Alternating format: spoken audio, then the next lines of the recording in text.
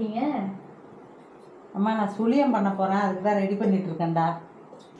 Welcome to Devasena's lifestyle. இன்றைக்கி வந்து சுழியம் பண்ண போகிறோம். அதுக்கு வந்து நான் 1 டம்ளர் அளவு கடலைப்பருப்பை வந்துட்டு நல்லா வாஷ் பண்ணிவிட்டு ஊற வச்சுட்டேன். இப்போ அதை வந்து நம்ம தண்ணி இல்லாமல் வந்து தண்ணி ஒரு ஒரு குக்கரில் அதில் 2 கப் அளவு தண்ணி ஊற்றி நான் ஒரு 4 விசில் வந்து வேக வைக்க போகிறேன்.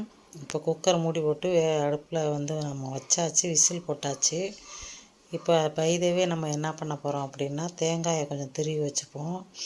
அதுக்கப்புறமா அந்த டிஷ்ஷுக்கு தேவையான வெல்லம் வந்துட்டு நான் 1 டம்ளர் அளவு நான் கடலப்பருப்பு எடுத்திருக்கேன். அதுக்கு அரை கப் அளவு நம்ம வெல்லம் எடுத்தால் போதும். அதை நான் துருவி வச்சுருக்கேன். அதை வந்து ஒரு கடாயில் போட்டு அடுப்பை பற்ற வச்சாச்சு. அந்த வெல்லத்தை வந்துட்டு கொஞ்சமாக அதுக்கு தண்ணி சேர்த்து நம்ம வந்துட்டு அதை வந்து கரைய விட போகிறோம். இப்போ அந்த வெல்லத்தை வந்துட்டு நம்ம அடுப்பில் வச்சுட்டோம். பைதிவே இந்த கடலைப்பருப்பு வந்து வெந்துருச்சான்னு பார்க்கலாம். நல்லா வந்து வெந்துருச்சு. அதில் இருக்கிற தண்ணியை நம்ம ஃபுல்லாகவே வடிகட்டி எடுத்துக்கணும். ஏன்னா தண்ணி இருந்தால் நிறைய தண்ணி விடும். அதனால் தண்ணியை வடிகட்டி எடுத்துகிட்டு அதை நம்ம நல்லா வந்து மசிச்சு விட்டுக்க போகிறோம். இந்த ஸ்மாஷால் வந்துட்டு மசிச்சு விட்டுப்போம்.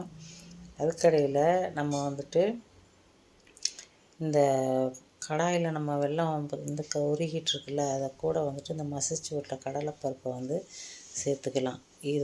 இது கூட சேர்ந்து துருவிய தேங்காயும் ஏலக்காய் 2 வந்து நம்ம பொடி பண்ணி வச்சுருக்கிறேன், அதையும் சேர்த்து இதில் நல்லா கலந்து விட்டுக்கணும். அதை வந்து நம்ம நல்ல ஃப்ளேமை வந்துட்டு மீடியம் ஃப்ளேமில் வச்சுட்டு இது எல்லாத்தையுமே நம்ம வந்துட்டு கட்டியாக உருண்டை பிடிக்கிற அளவுக்கு நம்ம வந்து இதை வந்து ரெடி பண்ண போகிறோம். இப்போ வந்துட்டு இந்த 1 கப் துருவிய தேங்காயும் ஏலக்காயும் இதில் சேர்த்தாச்சு. அது அந்த பக்கம் ரெடி ஆகிட்டுருக்கு. இந்த பக்கம் வந்துட்டு நான் 1 கப் மைதா எடுத்திருக்கேன். நீங்கள் என்ன மாவு வேணால் எடுத்துக்கலாம். அதாவது அரிசி மாவு கூட எடுத்துக்கலாம், அல்லது இட்லி மாவில் கூட நீங்கள் செய்யலாம். நான் வந்து இன்றைக்கி மைதா மாவு தான் எடுத்திருக்கேன். அதில் வந்துட்டு ஒரு கொஞ்சமாக அரை ஸ்பூன் அளவு நம்ம வந்துட்டு சால்ட்டு சேர்த்துக்கிறோம். இதை சேர்த்து நம்ம தண்ணி விட்டு நல்லா வந்துட்டு கட்டி இல்லாமல் அதை வந்து நம்ம தண்ணி ஊற்றி நல்லா நம்ம மிக்ஸ் பண்ணிக்கணும். நான் அந்த மைதா மாவு எடுத்த பவுல்லே கொஞ்சம் தண்ணி ஊற்றி கலந்துக்கிட்டு அந்த மாவை ரெடி பண்ணியாச்சு. இதுக்கடையில் இந்த அடுப்பில் வந்துட்டு இந்த பாகு, இந்த கடலைப்பருப்பு, தேங்காய், ஏலக்காய் எல்லாம் சேர்ந்த அந்த மிக்ஸ் வந்து நம்ம ரெடி ஆகிட்டுருக்கு. அதை கட்டி ஆயிடுச்சு. அதையும் இறக்கி நம்ம இங்கே பாருங்கள் இந்த மாதிரி உருண்டைகளாக வந்து உருட்டி எடுத்துக்க போகிறோம். இதை தான் நம்ம அந்த ரெடி பண்ண தோசை மாவு மாதிரி ரெடி பண்ணி வச்சுருக்கோம்ல, அதுக்குள்ளே டிப் பண்ணி எண்ணெயில் பொரிச்சு எடுக்கணும். இதுதான் சுழியம். இந்த பாருங்கள், இந்த மாவு வந்து இந்த கன்சிஸ்டன்சிக்கு நான் ரெடி பண்ணி வச்சுக்கிட்டேன். இப்போ வந்து ஸ்டவ் ஆன் பண்ணி ஒரு கடாயை வச்சு அதில் வந்து நான் கடலை எண்ணெய் ஊற்றிருக்கேன். இந்த எண்ணெய் வந்து சூடாயிருச்சு. இப்போ வந்து ஃப்ரை பண்ணுறதுக்கு ரெடியாக இருக்குது.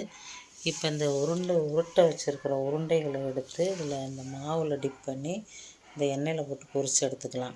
இது வந்து நம்ம ஒன்றா போட்டு எடுக்கலாம். நிறையா போட்டோம்னா எல்லாம் ஒன்றோட ஒன்று ஒட்டிக்கிறோம்.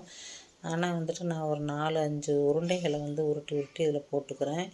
இது வந்து போட்டதுமே வெந்துருங்க. ஏன்னா ஏற்கனவே இதெல்லாம் வெந்தது தான். மைதா மாவு வந்து மெல்லிஸ் பதத்தில் தான் நம்ம முக்கி எடுக்க போகிறோம். போட்டோன்னே வெந்துடும். நிறைய நேரம் இது வைக்கணும்னு அவசியம் கிடையாது. நிறைய நேரம் வச்சோம்னா நல்லா தீஞ்சு போயிடும். அதனால் வந்துட்டு இது போட்டு ஒரு 2 to 3 நிமிஷத்துலலாம் வெந்துடும். இப்போ வந்து நம்ம போட்டாச்சு. இப்போ ஒரு கரண்டி அடித்து நம்ம கிளறி பார்க்கலாம். என்ன பாருங்கள், வெள்ளையாகவே இருக்கும். நம்ம கலர்லாம் மாறும், நம்ம வெயிட் பண்ணியிருக்க தேவையில்லை, வெள்ளையாகவே இருக்கும். நம்ம கிளறினோம்னா உடனே கிளறினோம்னா அந்த கட்டியெல்லாம் உடஞ்சி உள்ளே இருக்கிற அந்த இது நம்ம ரெடி பண்ணி வச்சுருக்கோம்ல அந்த மிக்ஸர் கலவை வந்து வெளியே எண்ணெயில் வந்து பிரிஞ்சு வந்துடும்.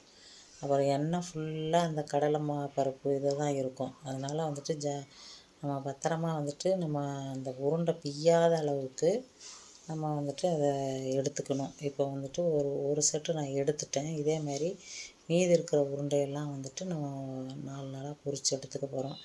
இது வந்து நம்ம ஊர்லெலாம் வந்துட்டு தீபாவளி, பொங்கல் இல்லைன்னா ஏதாவது விசேஷமான நாட்களில் இந்த சுழியம் பண்ணுவாங்க. நான் சின்ன பிள்ளையாக இருக்கிறப்பெல்லாம். ஆனால் இப்போல்லாம் அப்படி கிடையாது. எல்லாமே வந்து ஈவினிங்கில் ஸ்நாக்ஸ் டக்குன்னுன்னா ஒரு 10 நிமிஷம் வேலை தான்.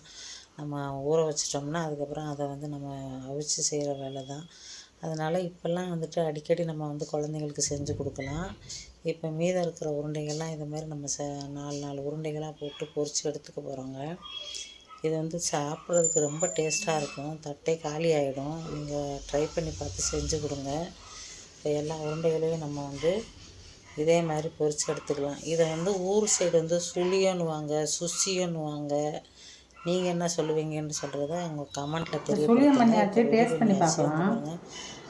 நாங்கள் சென்னையிலேருந்து வாங்கிட்டு வந்த அந்த ஒரு மூங்கில் கூடையில் வந்துட்டு வாழை இலை போட்டு இதை வச்சாச்சு. சூப்பராக இருக்குது. ருசி பண்ணி பார்த்தா டேஸ்ட்டாக என்னம்மா இருக்கும். நீங்களே செஞ்சு சாப்பிட்டு நல்லா இருக்குன்னு சொல்லிட்டு டேஸ்ட் பண்ணி பாறேன். என்ன வடையா? மசால் வடை தாயா. தேங்க்யூ ஃபார் வாட்சிங்.